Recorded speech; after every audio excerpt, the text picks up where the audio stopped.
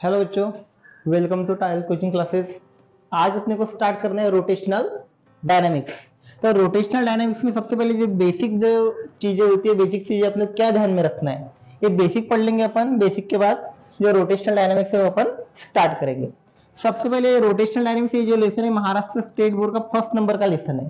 तो rotational dynamics में अपने को दो टाइप के मोशन का स्टडी करना होता है। सबसे पहला होता है सर्कुलर मोशन और सेकंड होता है रोटेशनल मोशन।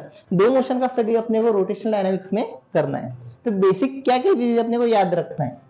सबसे पहले जो लीनियर क्वांटिटीज है और एंगुलर क्वांटिटीज का रिलेशन क्या है वो अपने को याद रखना है। Linear quantity v is equal to R omega, A is equal to R alpha, S is equal to R theta. ये बेसिक रिलेशन है। ये बेसिक रिलेशन अपने को ध्यान में रखना है।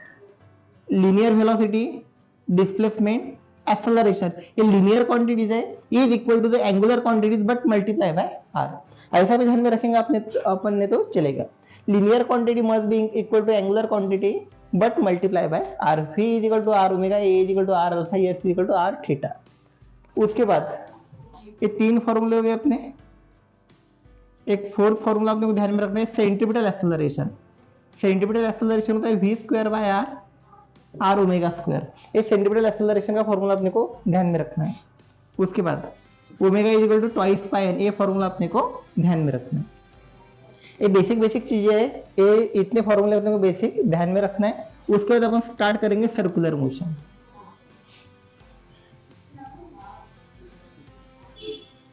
सर्कुलर मोशन अगर डेरिवेशन होता है आज तो अपन डेरिवेशन भी देखेंगे।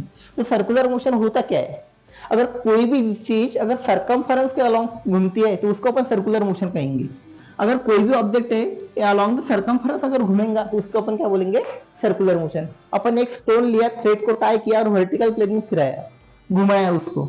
ये स्टोन है, इसको वर्टिकल प्लेन में घुमाया, तो this is our circular motion. तो ये जो ऑब्जेक्ट होगा, ये ऑब्जेक्ट का मोशन क्या रहेंगे अपना, circular motion. Motion of an object along the circumference of circle, this is called as circular motion. तो ये जो सर्कुलर मोशन होता है ये दो टाइप के होते हैं। एक होता है यूसीएम और सेकंड होता है नॉन यूसीएम। यूसीएम यानी speed is constant, non UCM में स्पीड यहाँ पे कांस्टेंट होता है, यहाँ पे स्पीड वेरिएबल होता है।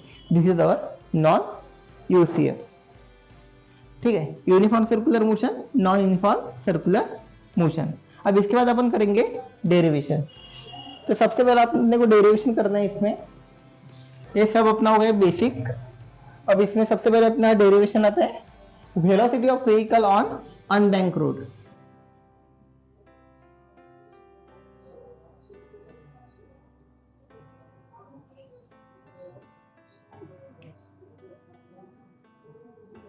Velocity of vehicle on unbank road. जो गांव में जो रोड होते हैं इनसाइड द टाउन और जो शहर के अंदर जो रोड होते हैं वो होते हैं अनबैंक रोड। जो भी गली गली के जो रोड होते हैं वो होते हैं अनबैंक रोड। अगर वो अनबैंक रोड में अगर व्हीकल टर्न होता है तो उसकी वेलोसिटी कितनी होनी चाहिए अपने को क्या करना है, फाइंड आउट करना है। इसके बाद डेरिवेशन करना पड़ेगा अपने को बैंकिंग ऑफ रोड। जो हाईवे जो होते हैं वो बैंक होते हैं एट अ पर्टिकुलर एंगल से बैंक होते हैं, तब वहां पे वेलोसिटी कितनी होती है वो भी अपने को फाइंड आउट करना है। सबसे पहले अपने को फाइंड आउट करना है velocity of vehicle on unbank road. ये टर्न है रोड का, ये व्हीकल है इस पे। ये व्हीकल जब टर्न होता है तो उसकी वेलोसिटी कितनी होती है अपने को फाइंड आउट करना है। अगर ये मार्कर है मेरे हाथ में तो इसका वेट वर्टिकली डाउनवर्ड एक्ट होगा, मगर ये वर्टिकली डाउनवर्ड वेट वो नीचे नहीं जा रहा क्योंकि उसका नॉर्मल रिएक्शन क्या करती है, बैलेंस करती है।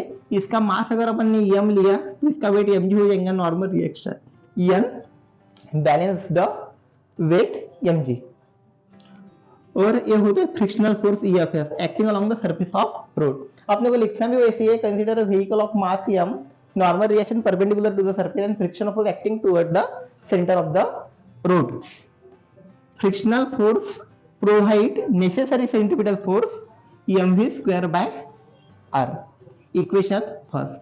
Normal reaction क्या करते हैं, balance the weight mg. Equation second. यहाँ पे लिखना है अपने को frictional force provide necessary centripetal force mv square by r. Normal reaction balance the weight mg. Equation second. From equation first and second FS का फॉर्मूला क्या होता है, mu into N M V square by R. N की value क्या है अपने पास M G M V square by R, M M cancel, तो अपना वी स्क्वायर क्या आ जाएगा, म्यू आर जी, और V is equal to under root mu R G. This is the velocity of vehicle on unbank road. Unbank road पे vehicle की velocity इतनी होती है। अपने क्वेश्चन भी आ सकता है कि मास पे डिपेंड करती है क्या, तो जो वेलोसिटी होती है अनबैंक रोड की वो does not depend upon the mass. अगर कोई डाउट आता है तो कमेंट सेक्शन में बताना है। Thank you.